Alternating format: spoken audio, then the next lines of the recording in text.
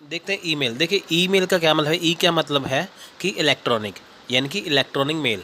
आप ये देखिए कि आज से जैसे 25-30 साल पहले जब हम चिट्ठियाँ भेजते थे, होती थी ना कि हम घर में चिट्ठी डालते थे। तो देखिए आजकल ऐसा है ना कि हम मोबाइल से एसएमएस भेज सकते हैं, व्हाट्सअप कर सकते हैं। तो पहले ऐसा फीचर थोड़ी था। पहले ज़माना देखिए कहाँ पे था, कबूतर का ज़माना था। कबूतर के मुंह में चिट्ठी डाली तो वो चले गए। तो धीरे धीरे करते करते जब देखिए डेवलपमेंट हो गई, आज हम अपने 4G के ज़माने में पहुँच चुके हैं। तो उससे पहले अगर हम बात करें 25 से 30 साल पहले की, तो ईमेल जो था नहीं था। तो पहले क्या था, पहले लेटर बॉक्स में जो था वो लेटर डालना पड़ता, चिट्ठी डालनी पड़ती थी पोस्ट ऑफिस में जाके, है ना। तो उसमें क्या होता था कि आपको जो चिट्ठी में लिखना है वो चिट्ठी लिख के फिर उसको जिस पते पे भेजना है आप वो भेज सकते थे। पर अब आजकल ऐसा नहीं है। आजकल उसकी जगह ले ली है ईमेल ने। यानी कि ईमेल क्या है, एक इलेक्ट्रॉनिक चिट्ठी है।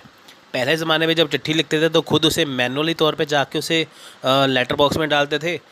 तो उसे पहुंचने में 10-15 दिन, महीना महीना, कई बार तो 1-1 साल, 10-10 साल अब आते हैं ना केस, इतने देर लग जाते हैं। तो अब ऐसा नहीं है। अब उसने क्या किया है, अब उसी चिट्ठी ने इलेक्ट्रॉनिक रूप धारण कर लिया है। यानी कि चिट्ठी वही है, बस इसे पहुंचाने का तरीका अलग है।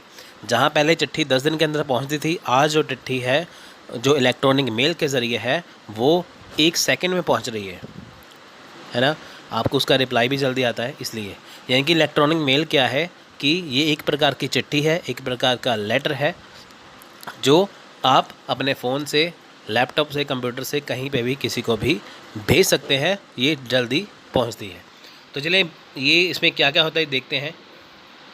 देखिए ईमेल इलेक्ट्रॉनिक मेल द्वारा कंप्यूटर उपयोगकर्ताओं के बीच विनिमय संदेश की एक प्रक्रिया है।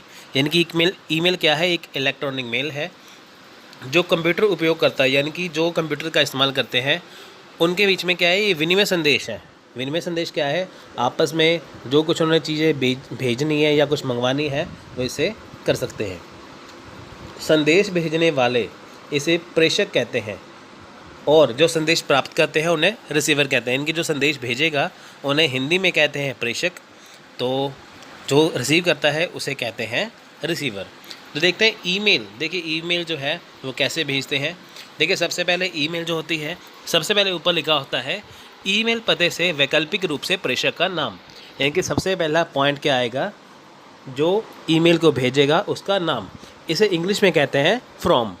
ठीक है, ईमेल पते से और वैकल्पिक रूप से प्रेषक का नाम। प्रेषक का नाम मतलब कि फ्रॉम, यानी कि फ्रॉम सबसे ऊपर आएगा। यानी कि जो ईमेल को भेजेगा सबसे ऊपर उसका नाम आएगा, उसका ईमेल एड्रेस आएगा। ठीक है, उसके बाद दिनांक यानी कि डेट, कि वो किस डेट को भेज रहा है, उसका समय क्या है, उसका टाइमिंग क्या है और उसकी डेट क्या है, तारीख क्या है। फिर करने के लिए रिसीवर का ईमेल पता। करने के लिए मतलब कि इसे इंग्लिश में कहते हैं टू। यानी कि सबसे पहले कहते हैं फ्रॉम, फिर कहते हैं दिनांक को डेट, फिर करने के लिए क्या मतलब है टू, यानी कि जिसको आप ईमेल भेजोगे उसका ईमेल एड्रेस। ठीक है, सबसे पहले आप अपना ईमेल एड्रेस भरेंगे, फिर डेट भरेंगे, फिर जिसको भेजेंगे उसका नाम यहाँ पे भरेंगे। फिर है विषय यानी कि सब्जेक्ट। अब आप यहाँ पे ये लिख सकते हो कि आप जो ईमेल कर रहे हो वो किसके लिए, यानी कि उसको वो किस विषय के ऊपर आधारित है। ठीक है, उसके बाद BCC, ये सबसे इम्पॉर्टेंट है।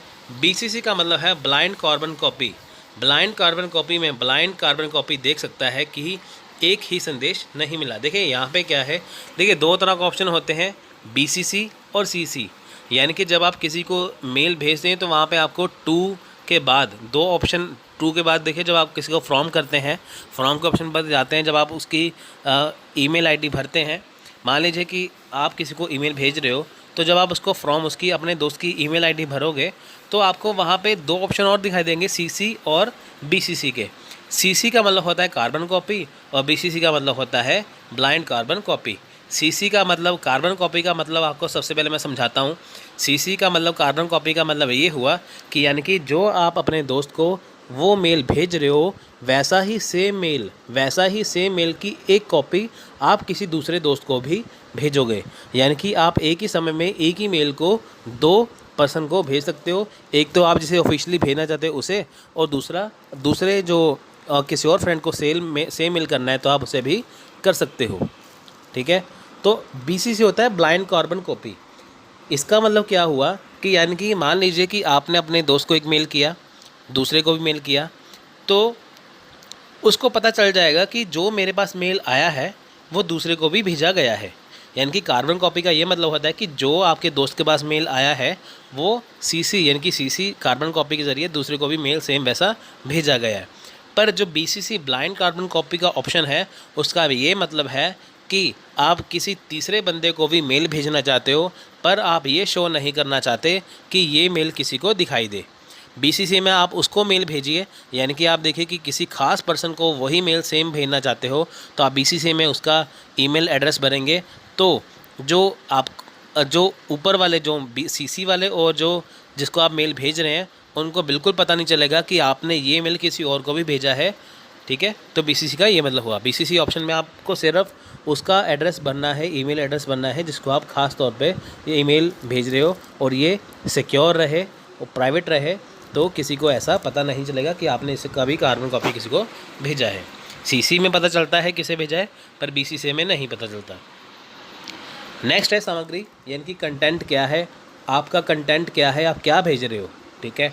आप क्या भेज रहे हो, टाइप ऑफ इन्फॉर्मेशन, यानी कि क्या भेज रहे हो, संदेश प्राप्त करने के बारे में, प्रदर्शित करने के बारे में जानकारी, यानी कि जब आप क्या भेज रहे हो, साथ में आप कोई वीडियो भेज रहे हो, PDF भेज रहे हो, क्या भेज रहे हो, वो इसमें होता है।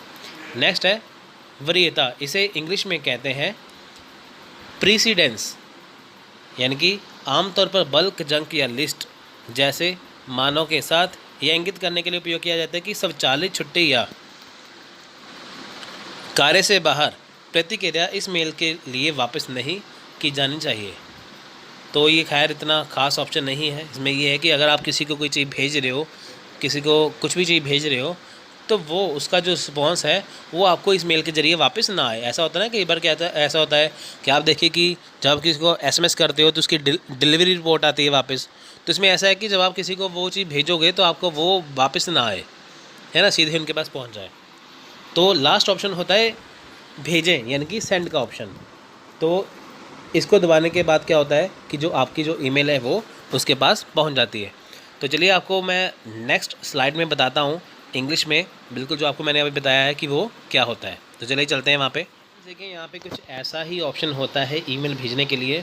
आपको मैंने हिंदी में बताया था ना, वहाँ पे थोड़ा सा देखिए थोड़े से शब्द मुश्किल थे। आप इंग्लिश में देखिए।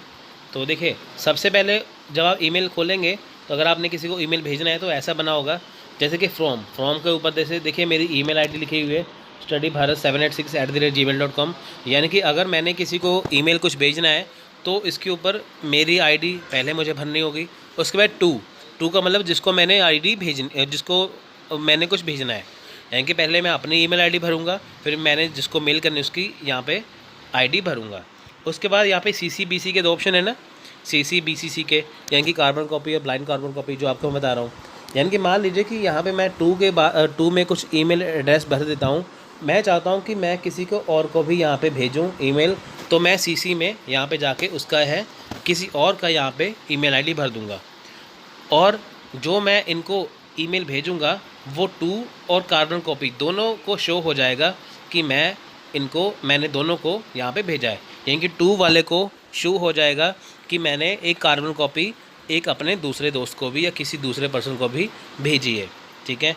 तो इसमें जो ऑप्शन है यहाँ पे BCC का, BCC में बस यही है कि ब्लाइंड कार्बन कॉपी। अगर यहाँ पे मैं चाहता हूँ कि मैंने जो टू और CC में जो ईमेल आईडी में जिसको जो मैसेज भेजा है, ईमेल भेजी है, मैं चाहता हूँ कि वैसे ही ईमेल मैं किसी और को भी भेजूँ, कार्बन कॉपी भेजूँ, पर इन दोनों को पता ना चले, ना टू वाले को ना CC वाले। तो मैं इसकी आईडी यहाँ पे भरूँगा तो वो प्राइवेट ही वहाँ पे पहुँच जाएगा, तो इनको पता नहीं चल पाएगा।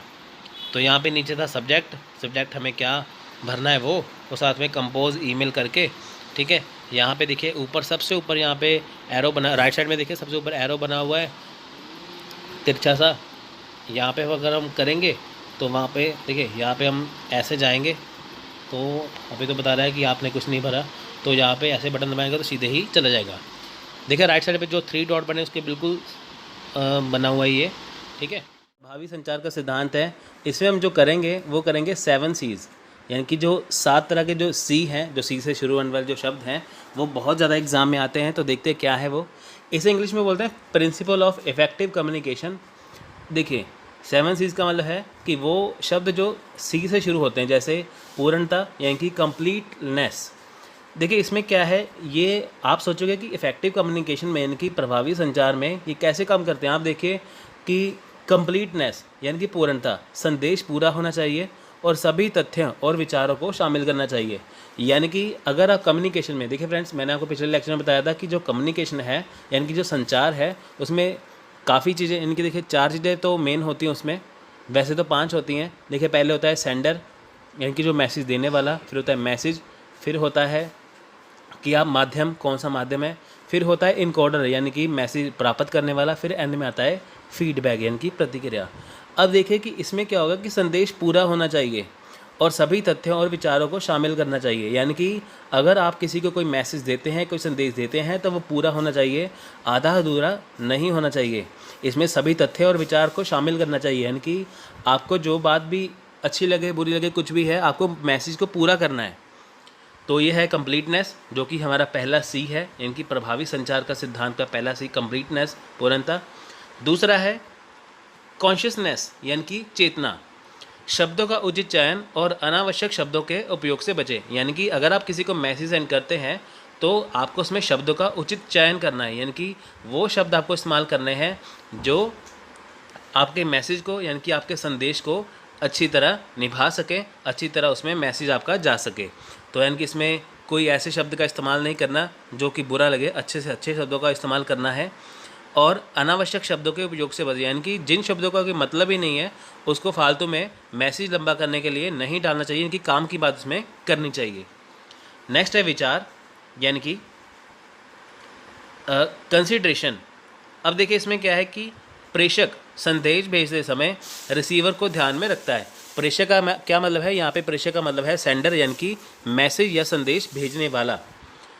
अब देखिए उसे क्या है कि जब प्रेषक रिसीवर यानी कि प्रेषक ने, यानी कि मान लीजिए कि कोई मैसेज देने वाला है, अगर उसने किसी को मैसेज भेजना है, वो संदेश भेजते समय अपने विचार को ध्यान में रखता है कि उसका विचार क्या है मैसेज भेजने का। नेक्स्ट है कंक्रीटनेस यानी कि संक्षिप्तता, ठोस, स्पष्ट और निश्चित जानकारी का उपयोग। यानी कि आपका मैसेज जो है वो शॉर्ट में होना चाहिए, ठीक है। यानी कि अगर आप किसी से बात करते हो, अगर आपको कुछ भी बात उसे करनी है तो ऐसा मैसेज होना चाहिए कि बिल्कुल शॉर्ट में हो। तो ये ठोस हो, स्पष्ट और निश्चित जानकारी का उपयोग हो। आप देखिए कि मान लीजिए आपके घर में कोई शादी का कार्ड आता है तो वो शॉर्ट इन्फॉर्मेशन होती है, उसमें सब कुछ आपको शॉर्ट में बताया होता है, जिससे आपको वो संक्षिप्त रूप में, ठोस रूप में पूरी की पूरी जानकारी मिल जाती है। वो भी एक तरह से मैसेज ही होता है। नेक्स्ट है स्पष्टता यानी कि क्लैरिटी, न्यूनतम प्रयासों के साथ संदेश समझने में आसान। यानी कि शब्द देखिए जो आप मैसेज भेजेंगे वो स्पष्ट होना चाहिए, बिल्कुल क्लियर होना चाहिए। यानी कि न्यूनतम प्रयास क्या है, आपको कम समय में जो है अच्छा मैसेज वो भेजना है कि ताकि वो उसे आसानी से समझ पाए। इससे एक और बात है कि क्लैरिटी का ये मतलब है कि जब आप मैसेज भेजोगे वो इतना साफ और स्पष्ट होना चाहिए कि वो आसानी से समझे। नेक्स्ट है सुधार। सुधार का मतलब है करेक्टनेस, तथ्यों, सही और विश्वसनीय जानकारी और उचित भाषा के उपयोग पर आधारित। ठीक है फ्रेंड्स, यानी कि जो आपका जो मैसेज है, जो संदेश है, वो फैक्ट के ऊपर, इनके तथ्यों के ऊपर होना चाहिए, बिल्कुल सही होना चाहिए और उसमें जो जानकारी है वो सही होनी चाहिए और भाषा का उचित प्रयोग करना चाहिए। ठीक है। नेक्स्ट देखिए शिष्टाचार यानी कि कोर्टेसी। शिष्टाचार और विनम्र भाषा का उपयोग दूसरों का सम्मान करने और आत्म प्रशंसा से बचने के लिए करें। यानी कि आपको शिष्टाचार का देखिए पूरा सम्मान रखना चाहिए। इसमें विनम्र भाषा यानी कि आपको ऐसी भाषा इस्तेमाल करनी है जिससे किसी को बुरा ना लगे। उसके बाद दूसरों का सम्मान करना चाहिए उसमें, यानी कि आप किसी को मैसेज दे रहे हो तो आपको, अगर आप बोल के मैसेज दे रहे हो तो उनको आप बिल्कुल प्यार से बताइए, उनका सम्मान करिए कि जिससे वो आपका मैसेज अच्छे से सुन सके। ठीक है फ्रेंड्स, तो ये थे 7 C's। ये बहुत ज़्यादा इंपॉर्टेंट है, एग्जाम में बहुत आते हैं इसमें, तो इसलिए आपको मैं छोटा सा लेक्चर दे रहा हूँ यहाँ पे। ठीक है। कंप्लीटनेस पूर्णता, कॉन्शियसनेस यानी कि चेतना, कंसिडरेशन विचार, कंक्रीटनेस यानी कि संक्षिप्तता, क्लैरिटी यानी कि स्पष्टता और करेक्टनेस सुधार और कोर्टेसी यानी कि शिष्टाचार। तो उम्मीद है कि आपको ये पाठ अच्छा लगा होगा। अगर अच्छा लगा हो तो लाइक करिए, शेयर करिए, चैनल को सब्सक्राइब करिए।